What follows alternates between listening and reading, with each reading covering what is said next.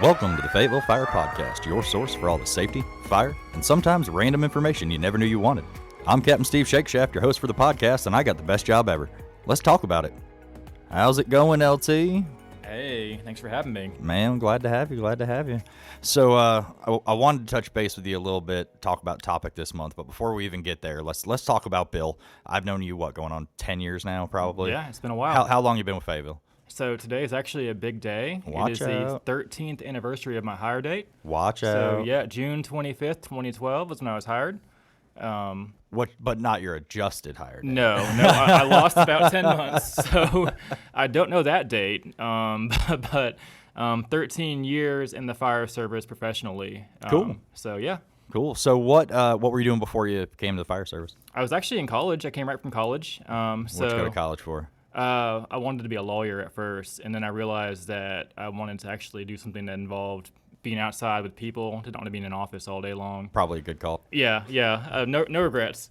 So I started volunteering at a fire department when I was in college, and kind of fell in love with the fire service, and thankfully was able to get hired here in 2012, and the rest is history, I guess. Did you finish college? Yes. What'd you get a degree in? History. History.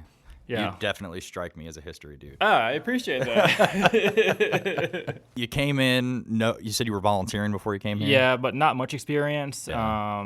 Just getting started, basically. Okay. Where did you start off your career at? Like, go through fire academy? Where'd they put you at when you first came out?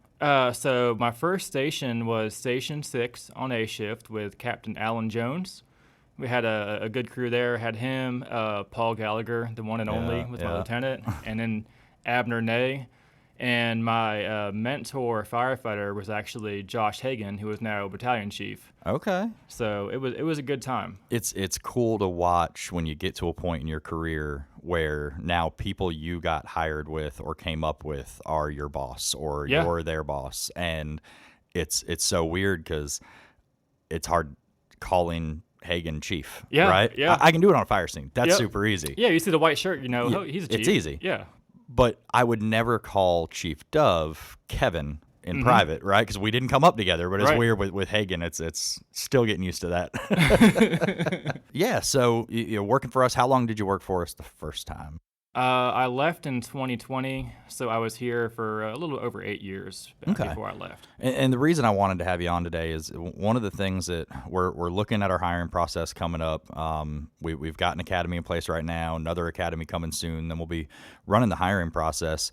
Is everybody is always saying the grass ain't greener, and people have different reasons for why they wind up leaving the city of Fayetteville, but we always tell them you're going to be back. You're going to be back. Your situation was a little unique because you weren't leaving, to my understanding. What did take you out that made you have to leave? I like to joke about it a little bit. So the unofficial story is that I wanted a new raincoat. I had an old yellow raincoat, and I saw these recruits coming in with these fancy yellow and black raincoats, and I was like, I want one of those. I requested a new one, and received a new old raincoat. So I left and came back and was given a black and yellow raincoat. But no, the real reason I left was because my wife took a job in Raleigh. We had to move up to Raleigh to be close to her employer. I was commuting for about a year, and I couldn't see myself doing that rush hour slog for 20 more years. I tried. Some people love it. I'm used to a short commute, living in Fayetteville before moving. So I tried, but I wanted to be closer to where I lived. I gotcha. Yep. So it was like I said, a lot of people they're looking at other career opportunities. I never fault anybody for trying to better their family or whatever, but yours was just a personal for your family move. Yeah, I did not want to leave. Yeah, I was very sad leaving. So let's kind of talk about that a little bit. Why? I always say I use the phrase "I got the best job ever." Say it in my opening. My hashtags on Facebook are best jobs ever. What made you love here? Doing the job here so much? I think that's the key thing is doing the job here. No matter where you go, you'll do your job as a firefighter, as an EMT, but in Fayetteville, you get to do it very often, very frequently. Yeah. Being new to the fire service when I came here, I got exposed to the fire service quickly and often, and just really enjoyed it. So I'd say that one of the big factors is that you get to be a firefighter here. You get to be an EMT. You get to be a rescue tech or a hazmat tech. You get to do all that stuff. But secondly, the people. I've never felt like a number here. I've always felt like a person who's part of a family. And it's just hard to replicate that in many places.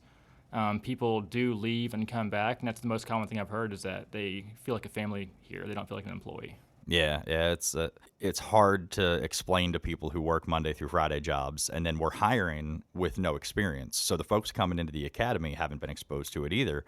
And before they can really get settled and develop those family bonds, they might already be looking at a job somewhere else. Yeah, You know what I mean? So it's really about communicating that message, and that's why I wanted to have you, have you on here.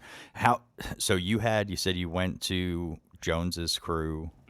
6. How many different assignments did you have in that first stint? So I was at 6 for about 8 months. Being the low man on the totem pole, I got moved to Station 19 for about 4 months with Captain Rothroffy. We had a good time there, but being new, I wanted to be busier. Busier house, yeah. And they told me when I moved, they said, "Listen, this is temporary. We'll get you someplace, faster once we can find a spot for you." So after about 4 to 5 months, they called and I got moved to Station 9 with Captain Pierpoint. Had a great time there. I was there for 4 years. There you go. In the old Squad 9 days, you know how it was. You were there on C shift. Yeah. So had a blast there. Then after that, went to Station 3.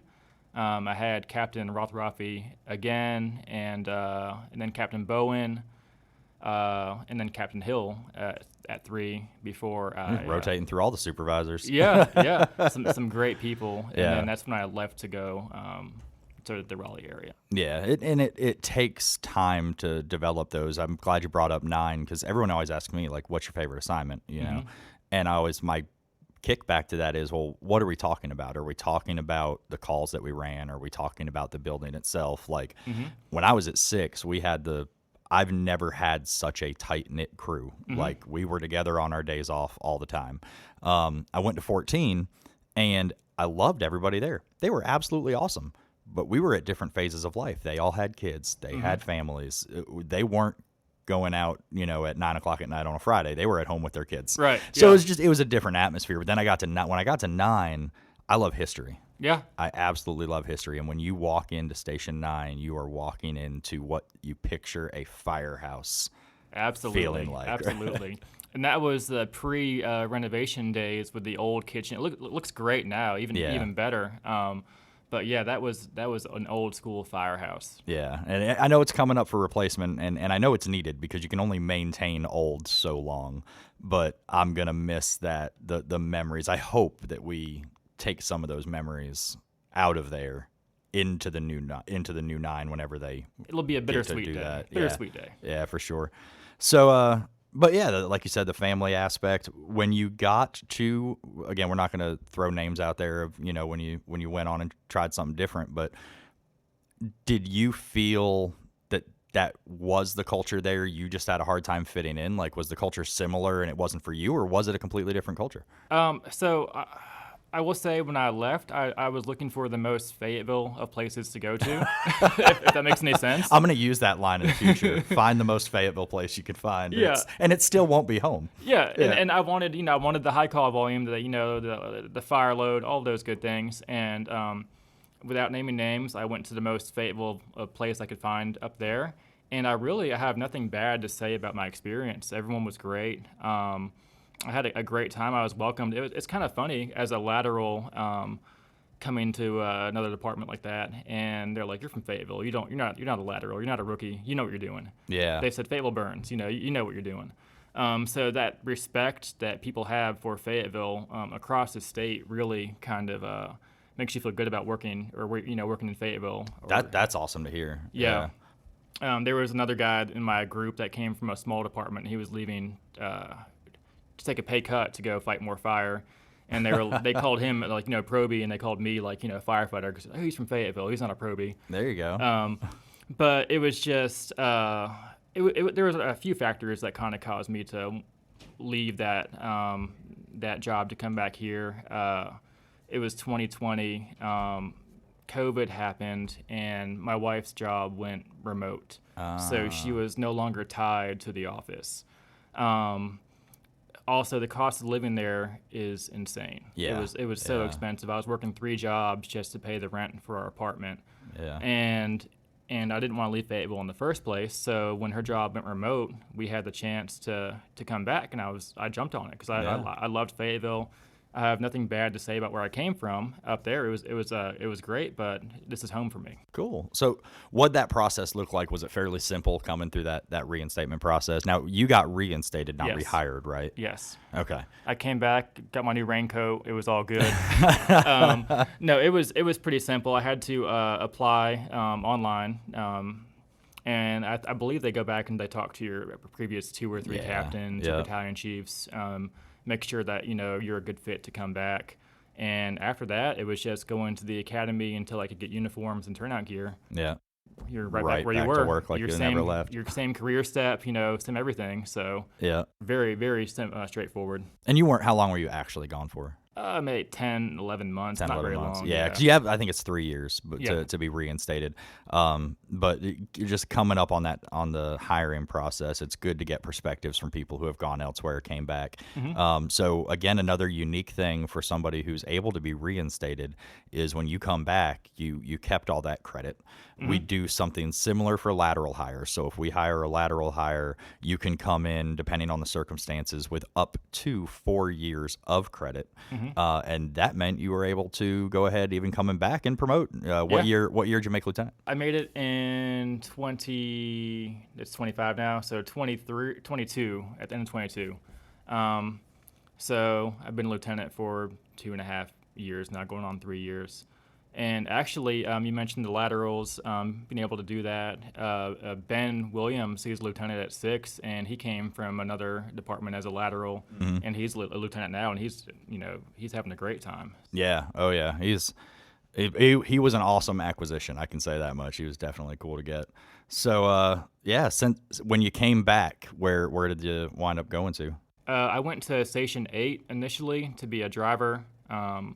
So I was there for about almost a year, and then a spot opened up at 3 on A shift, my old crew. So I was able to go back there, back to Captain Hill and the squad house. I really enjoyed being on the squads when I was a firefighter. Yeah, you're a paramedic, ain't you? Yeah, I'm weird. I enjoy the EMS stuff. Yeah, you can keep that paramedic stuff. I enjoy being an EMT. Don't get me wrong. I have no desire to take that next step level. It's just not my thing. Well, that's the thing is there's enough avenues to pursue here. Anyone can find their interest and just run with it. I'm not a big hazmat guy, but hazmat, people love hazmat. They get to go do all kinds of cool things. Rescue tech, USAR, EMS, CRR. So that's one of the things that makes this place special, I think, is that you can go anywhere with your career. Yeah. What did you wind up doing for your specialty? If you rescue. You did rescue? Yeah. Yeah. But never wanted to go to the rescue company, just, I went ahead and knocked it out? I did want to go, but it's kind of like a double-edged sword. If you're someplace that you're really happy, even though you may want to, advance to a specialty, it's hard to leave a good environment. Oh, yeah. And that's kind of how I felt. I didn't want to leave anywhere I was. Yeah. So I just stayed Gen Pop, Gen Pop for life. I hear you. So how's lieutenant life treating you? You've been a lieutenant for 2 years and change at this point? It's how's good. that treating you? I went to Station 4 on B shift initially. I just got moved to 8 last month. So it's good. I really enjoy it. I do miss, the squad life. And the hardest adjustment has been being more hands-off because I like doing things on the calls. I like, doing the patient care or, give me the nozzle on a fire. So having to learn to trust your people and watch their backs as opposed to being the one to do everything. That's been a big adjustment, but it's been great. Yeah, it's when you step into that role, we have done I think we've done a great job as an organization of the people that we are promoting are the working captains and the working lieutenants, but it's also a detriment because if you, like you said, it's not even just about trusting your people, it's developing them. Yeah. And if you're not letting that rookie have the nozzle, you're not developing, and that's part of your job as a supervisor is developing that person. So the best part, well, let me ask you this, best part about being a lieutenant. Oh gosh. So, you get that taste of being a captain or a company officer without all the responsibilities of being a company officer. You get to make decisions on fires, on incidents, but if things really, if things break, hey, Captain, this happened, and he's doing the evaluations, he's doing all the harder paperwork stuff, and you're kind of like you're in that sweet spot, you're having fun. And that's exactly what I always say is the best part about I loved being a lieutenant. By far, it was my favorite position on the department, was you get to do every single job. If the captain's out, you get to step up and fill that captain role. But also, if you have young people developing, you get to step in to the back of the truck and let that person spend 12 hours crewing the engine or whatever, or driving the engine, whatever the case may be. So you literally, it's the one position on the fire department where you can do every single job in the station at any given moment. Master firefighter is that way to an extent, to a level. A master firefighter can crew for a little while, but a lieutenant can really do everything. That's why I loved it so dang much. And that's kind of I've heard in the past from different officers, having a good crew makes your job easy. Having good guys makes your job easy. I just figured they were trying to be nice, but now I understand that because I've had great firefighters, and they do make your life easy. If they're motivated, they're easy to train, and you can just have that good experience, have that fun, just mentoring them, bringing them up, and watching them grow. You had some not so fun firefighters too. Don't lie, it's okay. No. So I came up with on Squad 9 with Michael Alf. He's my squad partner, and so that's the bar I set for my firefighters. It's a pretty high bar. Yeah. So no one's gonna be able to beat that bar, top that bar. All right. Everyone's been pretty good. I hope he listens to this and gets a little pat on the back. I told him I was going to put his name in here at some point. He said you better not. So gotcha. Gotcha, Alf. Yeah. So like I said, reinstatement, coming back. You've made lieutenant. Now you just went through the captain's process. Yes. How did that look? Obviously, you're still lieutenant for now. Yeah. But how maybe for a while. How'd the process look? It was my first time doing it. It was great. I learned so much preparing for it, studying for it, and I felt like no matter what happened with the process, I was going to be a better lieutenant for doing the process. It was tough. It was challenging. They had a bunch of good guys this year, and I'm kind of like down the list about halfway. So we'll see what happens. I mean, you made the list. That's an accomplishment. You make that list. That's that's an accomplishment. How many lieutenants do we have? 60-some. Yeah, a lot. Something or other.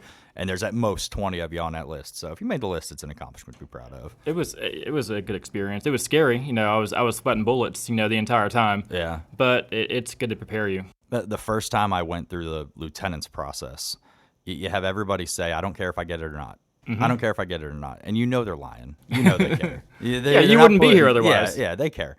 But really when it hit me was when it was all said and done. And they don't publish the list, but you kind of figure out where you're sitting. You got the group text going on. And all of a sudden I realized, holy cow, I'm about to promote.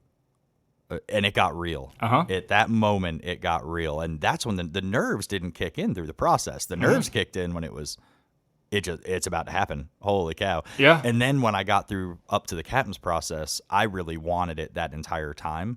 So that put a little more pressure on me going through the process because I truly wanted it, and I came out okay. I would say so. I'd say you came out pretty well. Pretty well. No, there definitely is a weight when you're testing for promotion. So I noticed that when I was testing for lieutenant, Captain Hill let me crew engine 3 a few times while I was getting ready for it, and you would feel that weight on your shoulders once you get in that seat. And obviously, with more experience, it starts to become lighter and lighter. Yeah. But yeah, it is a little scary thinking about it. Like, hey, this could happen. This could be, I could be in charge of all these people, all their safety, well-being. Yep. Shortly, and that's a lot of responsibility. I heard it described in a documentary one time. If you compare it to a weightlifter lifting 200 pounds, you train.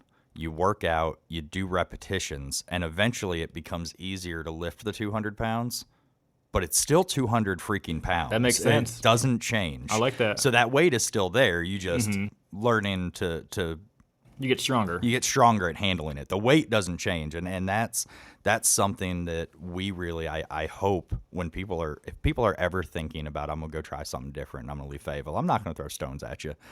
But I want you to think about is what we are doing to develop our people for leadership and the processes that we have. I mean, how many classes did you have to take and trainings did you have to go through and hours spent with Captain Hill crewing to get you to that point? Yeah.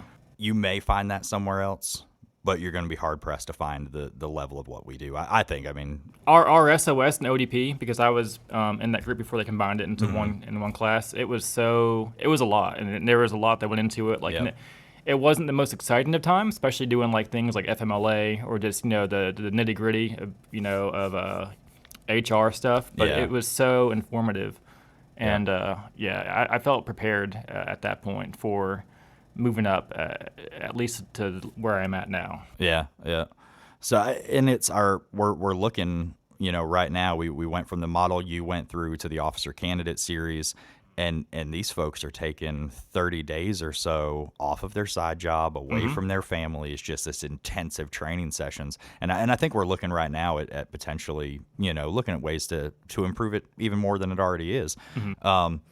So yeah, just keep in the back of your brain, what you've got here, and it's a pretty awesome spot to be in, especially for opportunities. I mean, you weren't back, but you weren't back long when you tested. The opportunities were and not just right? that, but like even like committees, like you can really have a role in shaping this department's future as a firefighter even. So in 2020, I was one of the members of the EMS committee that just got started, and I left. Shortly after we got started, I came back, rejoined the committee, and on that committee, we were able to really make a bunch of strides with our EMS program and advance what we can do on the streets every day. And that was as a firefighter. So it's your fault I had to go to all that content, is what you're saying. It's all of our faults. No, I'm just kidding. But just knowing that people, like the admin, they want to know ways to improve our service delivery. They want your ideas, and they will listen to you. The apparatus committee, there's more committees than that, but I know what I'm. Some of them I'm not really interested in, but you have a voice here. That's a big thing. I told Chief Willett when I first became the recruiter, I said, "Look, boss, I've got 20 big ideas. If you let me try 5 of them, I'll be happy." And if you walk into a committee with that mindset that not everything you say is going to be taken and run with, but they're taking what you say seriously and considering it, man, it's awesome to see those changes. I mean, our apparatus committee, they dictate what those trucks look like, and they need your input. They need to hear from you if we're doing things that ain't working. My recruitment committee, I've actually had Chief Willett had made a couple comments that we don't meet often enough, and I'm like, we don't meet often because we're always talking. We're always on the phone talking, seeing new things on the internet, whatever, and bringing that to the table, So it's cool. It's a good thing to be a part of. And look at the new crisis or therapy dogs. I mean, that's a new thing for us, and we're going with that. We've had people that are in that program that have a dog assigned to them now. More in the pipeline. Yeah, so this month we're getting that pup finally. You can do what you want to do. All right. So before we wrap up, anything else you got for anybody either considering a career in the fire service or considering a career in Fayetteville? Because that's really my focus, right, is bringing people to Fayetteville, but get them in the fire service, period. Any Bill words of wisdom? It's a really enjoyable job. I don't even want to call it a job because it doesn't feel like work. You're coming to hang out with your friends. I mean, there are some harder months. Everyone knows hose testing's not very fun, or hydrants. Yep. But it's really a privilege to be able to do this and know that the people here, they trust you with their safety, with their lives. And that's a huge, to me, compliment. It's a huge honor to be given that trust. So, this is a good place to work. You get to do your job here. You get to be a firefighter, you get to be an EMT, a rescue tech, and you get to do what you want to do. Cool. I have no regrets. I really enjoy coming to work every day here, and I think most people feel the same way. So there's no perfect place in any kind of industry. There's no perfect job, but this is a really, really good place to be and to work. That's why I'm still here. All right, man. Well, like I say, I wake up every morning and I want to go to work, and not many people can say that. Very few Absolutely. people can say I enjoy going to work every day. So, well, Bill, thanks for, first of all, coming back to Fayetteville. We're glad to have you back. And secondly, thank you for joining me today, taking some time on your day off with me. And thank you for joining us on the Fayetteville Fire Podcast. Be sure to subscribe to Radio Fayetteville on all your favorite streaming platforms to listen to all of our podcasts. Join us again next month, but until then, stay safe, Fayetteville.